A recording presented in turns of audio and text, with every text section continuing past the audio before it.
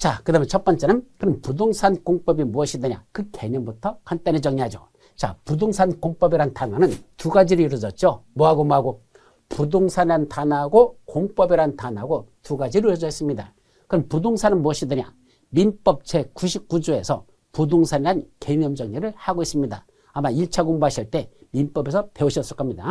그때 부동산이란 뭐를 말한다? 토지와 그 위에 정착된 공작물을 말한다. 즉 토지하고 그 위에 있는 뭘 말한다?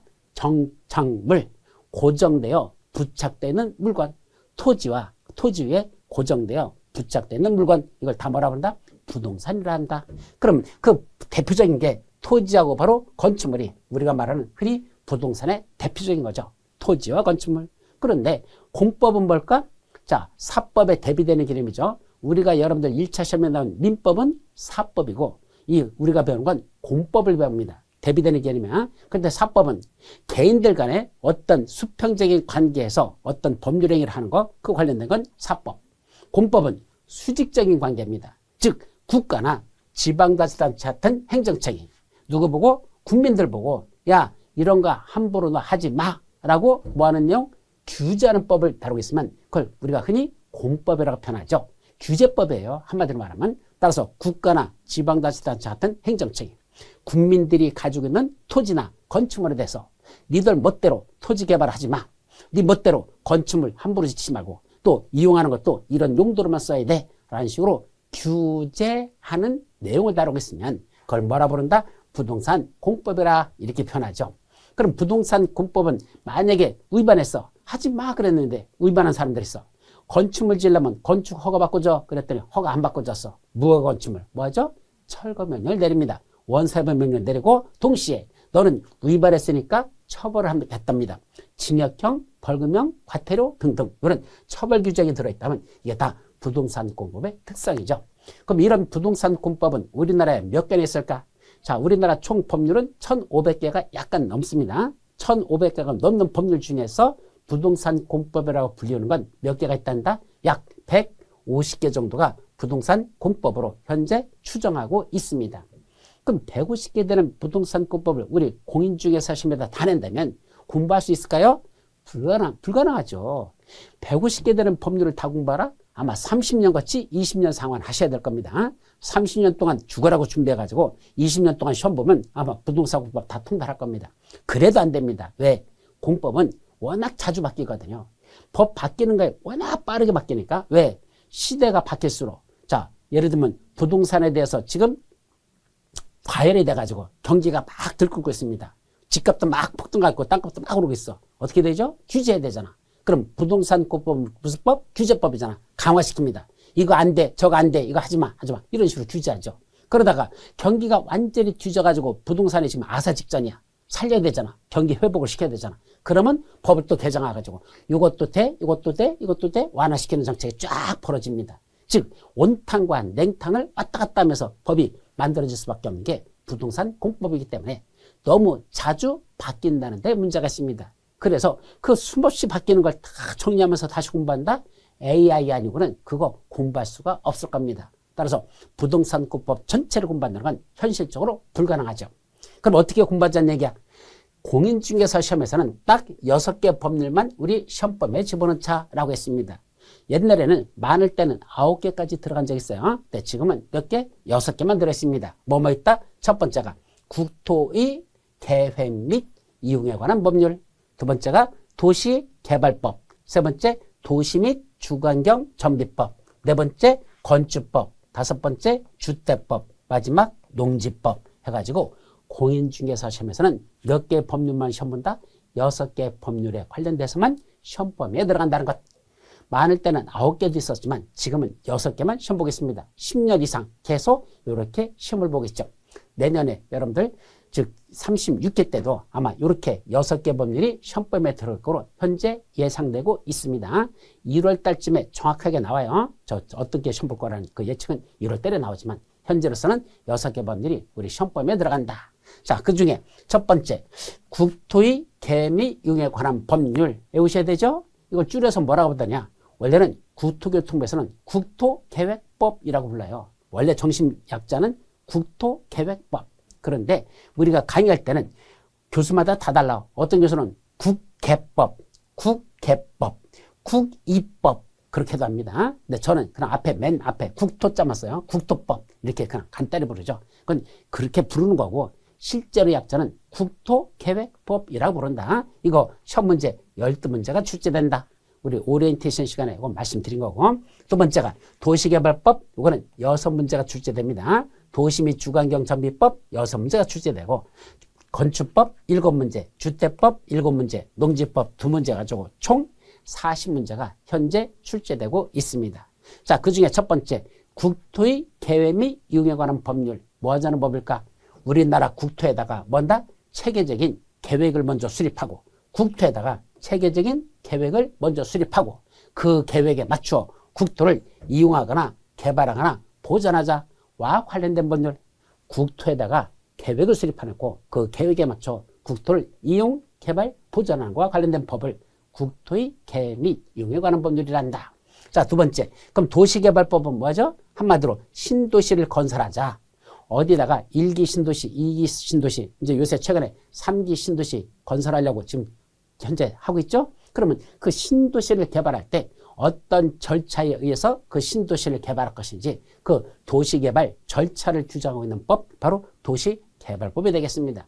근데 도시가 만들어지고 세월이 흘러버리면 그 도시가 뭐죠? 노후불량화 됩니다. 그럼 어딘가가 그 노후불량화 된 지역들이 나타나죠. 그럼 그런 지역만 골라가지고 노후불량 건축물이 밀집된 지역만 골라가지고 그 지역을 다시 재개발, 재건축 같은 정비사업을 시행하자. 그런 정비사업을 시행하기 위한 절차를 규정하고 있는 법, 도시 및 주거환경 정비법. 즉 도시 환경과 주거 환경에 문제가 있는 지역을 뭐하자? 정비하는 법. 이때 정비한다는 건 기존 건축물을 철거하고 새로 건축물을 짓자. 이게 원칙적으로 정비라는 뜻입니다.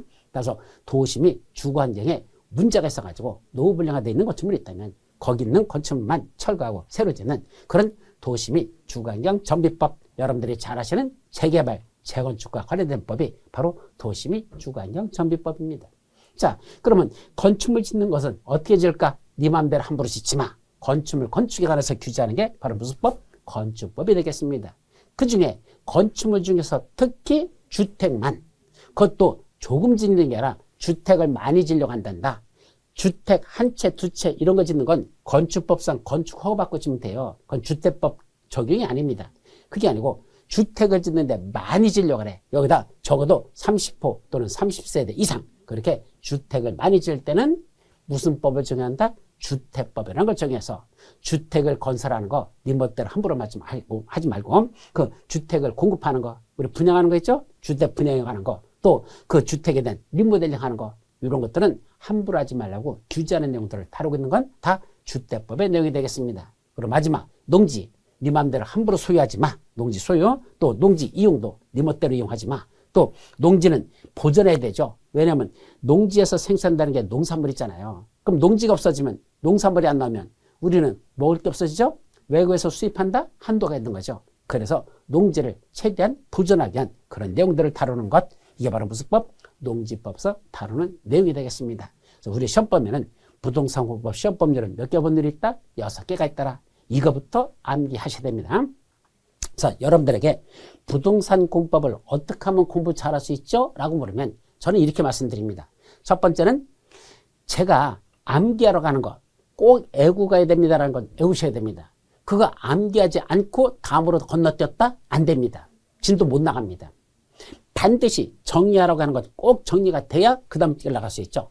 그래서 저는 부동산 공법을 우리가 일반적으로 공부했을 때 2개 과목에 빗대서 얘기합니다. 즉 부동산 공법은 영어와 수학이 결합된 법이다. 이렇게 말씀드립니다. 뭐라고요? 부동산 공법은 영어하고 수학하고 결합된 거랍니다. 가장 싫어하는 과목 중에 하나인 영어하고 수학이랍니다. 왜요? 첫째, 영어인 이유는 용어들 자체가 하나하나가 다 생소한 용어들이 수두룩하다는 것. 생전 처음 들어보는 것들이 한두 개가 아니라는 것. 따라서 뭐부터 해야 된다? 하나하나의 단어부터 여러분들이 공부를 하셔야 됩니다. 영어 공부할 때 제일 먼저 공부한 게 뭐죠? 여러분들 알파벳이죠. A, B, C, D, E, F, G. 그래서 알파벳부터 먼저 공부하고 그 다음에 뭔 거죠? 단어 공부했었죠. I am a boy 하면은 지금이야 I am a boy가 뭐죠? 라고 물으면 대답도 안 합니다. 씩 웃습니다. 왜요? 아, 교수님, 지금 장난하십니까? 그 I am a boy가 뭔지를 저한테 묻다니요. 그런 쉬운 것으로요. 여러분들 지금이야 쉽다고 말씀드리죠. 근데 옛날에 처음 공부할 때 I는 맨 앞에 쓰는 거니까 대문자로 써야 된다. M이라는 건 무엇이다라는 뜻이다. 어라는 건 하나라는 뜻이다. boy라는 건 소년이라는 뜻이다. 하나하나 단어를 여러분들이 다 그 당시에 암기하고 외워가지고 지금 I am a boy는 나는 소년이다 라는 이 말은 어려운 단어가 아니죠. 왜 그렇다? 자꾸 그때부터 외워가지고 지금 반복적으로 쓰다 보니까 쉬운 거죠. 저는요 6개 여러분들 시험범에 우리 시험범에 들어가는 그 공인중개사 시험에서 저는 부동산 공법이 제일 쉽습니다. 사람들이 전부 다 공포의 공법이라고 부르는 부동산 공법이 저는 제일 쉽다는 얘기죠. 왜요? 맨날 이거 갖고 떠들고 있잖아. 그게 제일 쉬울 수밖에 없죠. 다시 말하면 반복적으로 하면 쉬운 거지. 그걸 공부를 안 하니까 어려운 거지. 반복적으로 해서 자꾸 듣고 자꾸 말하다 보면 쉬워질 수밖에 없는 겁니다. 여러분들은 생전 처음 듣기 때문에 어려운 거지. 이게 처음부터 이게 다 내 거로 다 될 수는 없다는 얘기죠. 그래서 첫째는 영어와 똑같이 하나하나 단어를 외우듯이 여기 나오는 수많은 처음 보는 용어들 하나하나 의미를 빨리빨리 체득하는 것, 그 단어부터 외우는 것, 그것이 첫째 급하다. 두 번째, 왜 수학과 같은 게 부동산 공법일까? 수학은요, 건너뛰어서는 절대로 수학을 공부할 수 없습니다. 수학은 처음에 요거 공부하고, 그 다음에 요거 공부하고, 그 다음에 요거 공부하고, 그 다음에 요거 공부하고, 단계별로 올라가는 단계가 있는데, 이걸 건너뛰어가지고 수학을 공부한다? 못 따라갑니다. 무슨 말인지 이해가 안 됩니다. 똑같아요. 앞에서 외우라는 거 외우시고 그 다음 거 외우고 그 다음 거 외우고 그 다음 거 외우고 이렇게 올라가야 부동산 공법을 정복할 수 있지. 그냥 앞쪽은 건너뛰고 뒤로 간다? 못 따라갑니다. 쉽게 말하면 역사 과목 있죠. 역사 과목은 수학하고 다른 게 뭔지 아십니까? 역사는 아무거나 공부해도 돼. 조선시대 모른다고 해서 고려시대 공부 못하는 거 아니죠. 앞에 거 먼저 하고 그 다음 거 하더냐? 아니야. 저 삼국시대 거 공부하고 그 다음에 조선시대 공부하고 그 다음에 저기 고려시대 거 하고 왔다 갔다 해도 관계없어. 그건. 그런데 뭐는 이놈의 부동산 공법은 앞에부터 차근차근 암기하는 대로 따라가셔야지 진도가 나가지 건너뛰어서는 절대로 수업을 공부할 수가 없는 게 부동산 공법의 특성이라는 거. 그렇기 때문에 여러분들이 그냥 강의만 듣고 외우라는 것도 안 외우고 그냥 다음 거 넘어가려고 그래.